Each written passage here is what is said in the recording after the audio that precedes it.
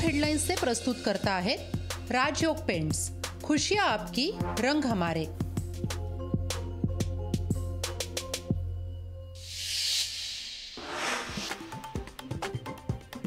राज्य मंत्रिमंडळाची आज बैठकीमध्ये ओबीसी आणि मराठा आरक्षणावरून खडाजंगीची शक्यता। भुजबळ काय बोलणार याकडे लक्ष।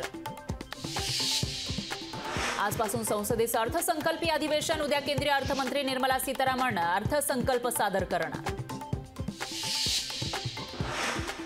राज्यसभा लोकसभेमधील खासदारांचं निलंबन मागे। अर्थसंकल्पीय अधिवेशनात निलंबित खासदार होणार सहभागी।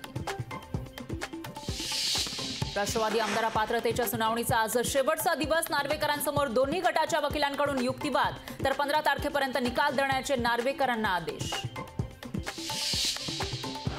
राज्यसभेची 6वी जागा लढण्यास भाजपची चाचपणी सुरू। मित्रपक्षांच्या मदतीनं सर्व 6 जागा लढण्याचा विचार। पक्षश्रेष्ठींच्या चर्चेनंतर अंतिम निर्णय होणार।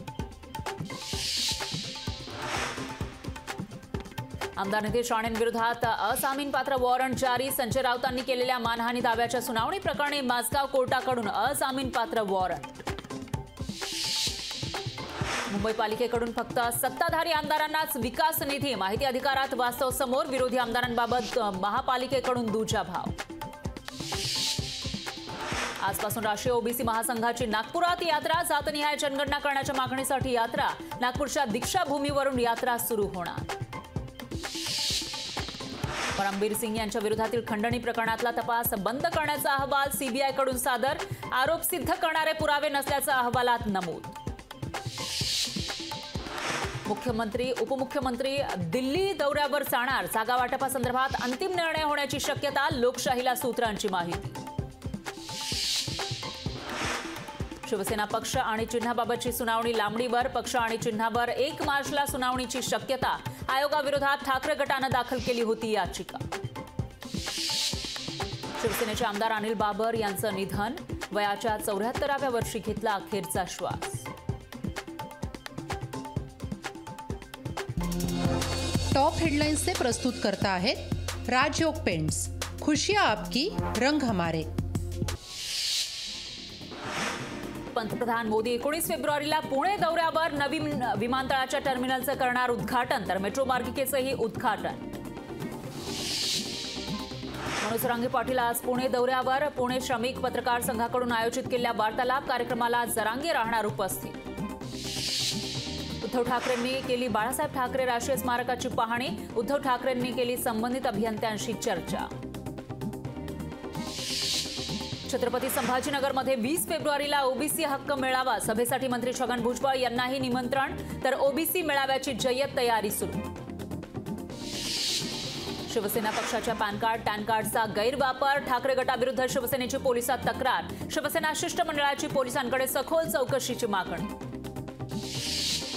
10वीचे प्रवेशपत्र आजपासून मिळणार। 10 फेब्रुवारीपासून प्रात्यक्षिकात तोंडी परीक्षेला होणार सुरुवात। विद्यार्थ्यांना शाळांमार्फत दिलं जाणार प्रवेशपत्र। अमरावतीमध्ये आज पाणी पुरवठा बंद राहणार। मुख्य जलवाहिनी फुटल्यानं पुरवठा बंद, तर नागरिकांना पाणी जपून वापरण्याचं आवाहन।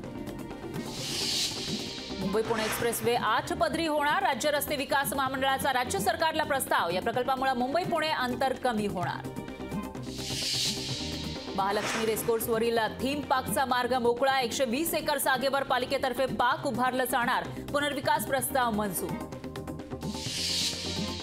पुणे लोणावळा दरम्यान धावणारी दुपारची लोकल आजपासून सुरू। कोरोना काळामध्ये दुपारची लोकल झाली होती बंद।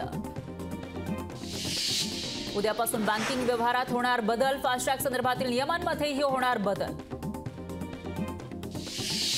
वांद्रे कुर्ला कॉम्प्लेक्समध्ये लवकरच ईडीचं कार्यालय उभारणार। नव्या जागेसाठी ईडीला 362 कोटी रुपये खर्चावे लागणार।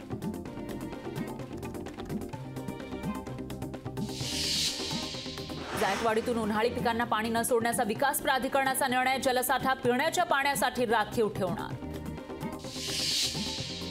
एल्गार परिषद प्रकरणातील आनंद तेलतुंबडेंना कर्नाटक सरकारचा राष्ट्रीय पुरस्कार जाहीर। आज मुख्यमंत्र्यांच्या हस्ते पुरस्कार होणार प्रदान। लोकशाही मराठी, ऐका, पहा, जागरूक रहा।